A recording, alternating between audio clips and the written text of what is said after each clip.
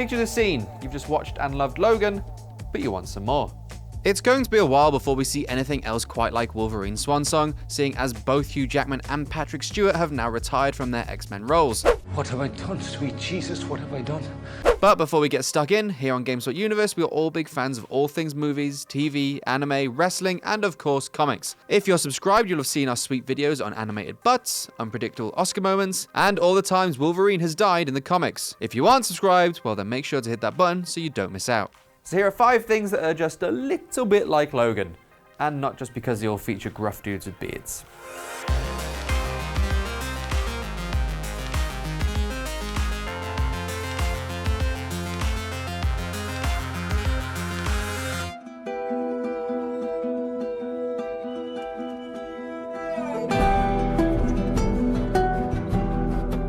If you like older dudes teaching young girls how to kill, then boy do we have a recommendation for you!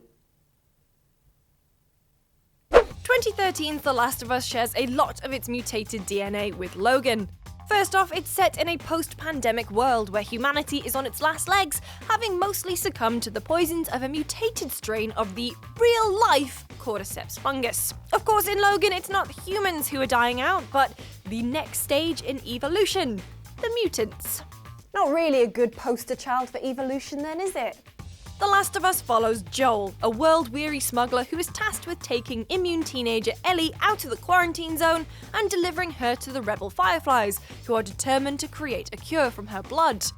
Whereas in Logan, Hugh Jackman is tasked with protecting young mutant X-23. Wolverine and X-23 might have it a little easier, what with their mutant abilities, but Joel and Ellie have their fair share of powers too, like the ability to listen good. So if you like Logan but haven't played The Last of Us, then I'd get on that.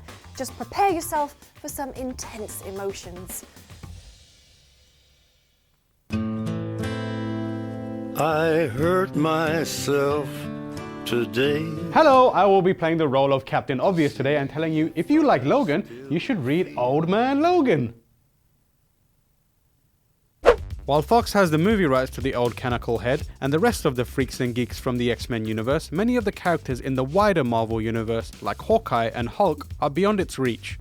Since these characters and others are critical to the Old Man Logan storyline, the movie and the comics have some big differences. I won't spoil the plot of Old Man Logan since I want you to actually go out and read it, but I'll give you the gist of it.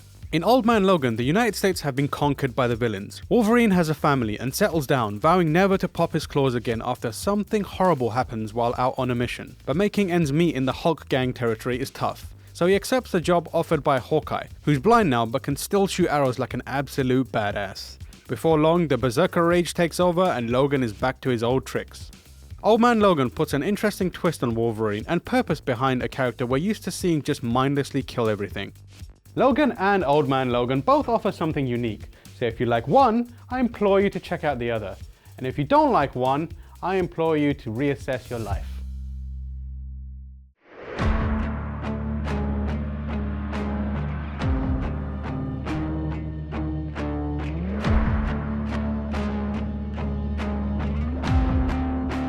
X-Men Origins Wolverine is actually pretty good. The violence, the action, the showcase of Wolverine's powers, it remains exciting to this day. They do know I'm going to be talking about the game, right? X-Men Origins Wolverine was a 2009 hack and slash developed by Raven Software and published by Activision. Our own Randolph Ramsey gave it a 7 out of 10 all those years ago. Look at him with his claws. It's a standout title, but mostly because it's a movie tie-in game that isn't shit.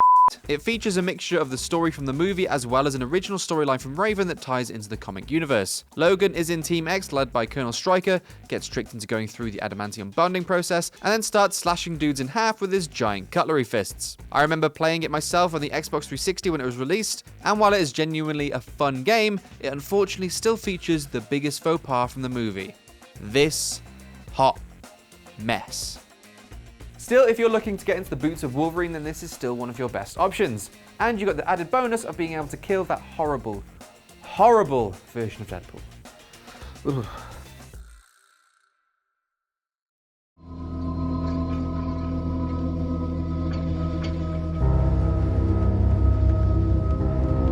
I'm honestly definitely quite loath to recommend The Road because it's so deeply sad and depressing, but it seems like we're really going hard on the bearded man looks after a child in the post-apocalyptic world thing. So, you know, The Road's pretty much perfect. The Road follows a man and his son as they journey across a post-apocalyptic America. It doesn't delve into what happened, but instead focuses on their struggle to survive and how the man tries to explain the circumstances to his young son. I really don't want to spoil much more than that because of the way the story unfurls and the constant dread that you feel turning every page. It really keeps you in suspense the whole way through. Also, there's cannibals. And beards. I mean, I'm genuinely making myself a bit sad even just thinking about it, but it's definitely worth a read or a watch if you want to check out the film version starring Viggo Mortensen. Just make sure you got a box of tissues there to wipe away those tears.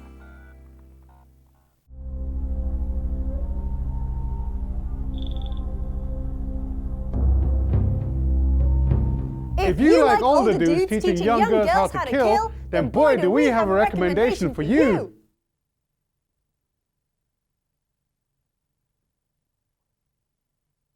1994's Leon, the Professional, has a number of similarities with Logan. Beyond the curmudgeon-y old guy protects vulnerable young girl and teaches her how to open up cans of whoop-ass on bad dudes angle. Both are artful, heartfelt flicks about wayward souls that find solace in another unlikely person. In The Professional, those people are Leon, played by French actor Jean Reno, who is an enigmatic hitman, and Matilda, played by a young Natalie Portman, doing a solid edgy skater girl act. Their lives cross over when Matilda's abusive father, neglectful mother, and innocent siblings are killed by corrupt DEA agent Gary Oldman. Gary, no. The movie follows Matilda's loss of innocence and transformation into a child assassin hell-bent on revenge. Leon, meanwhile, goes from living the isolated life of an assassin to a father figure.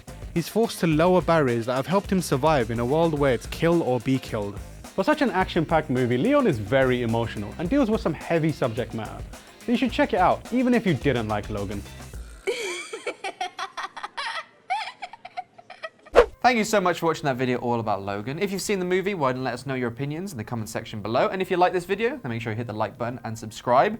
Last week we asked for some comments, and we're going to read them out now. Tell me what have you got. Last week's episode of Screenplay was on Kong, and on YouTube, Sizer Lord 2016 says, the 1962 Kong in King Kong vs. Godzilla is actually the biggest Kong. 1962 is 100 plus feet in height, making it bigger than 2017's Kong. But unless Kong gets better in 2020, then maybe he will be the biggest Kong. My man, I'm sure that point was very insightful and accurate, but you said Kong way too many times and I lost track of it. I think he just meant that there's bigger Kongs out there. Too many Kongs. David Stewart said, why are you always squashing to the bottom corner at the end? What? Oh my God!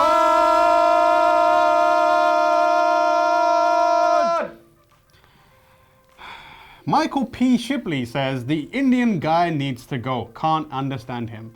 Well, I'm just going to have to announce that I guess it's going to be my final episode of Screenplay. I'm no longer welcome here. Michael P. Shipley has decided that I've got to go. So it's been fun, guys. I'll see you on another YouTube page, maybe. But you're not from India. You're from Pakistan. Back in the game, lads. Take that, Shipley. All right, Not done with me yet. Tamor and I will see you in next week's Screenplay. If you enjoyed, hit the like button, subscribe.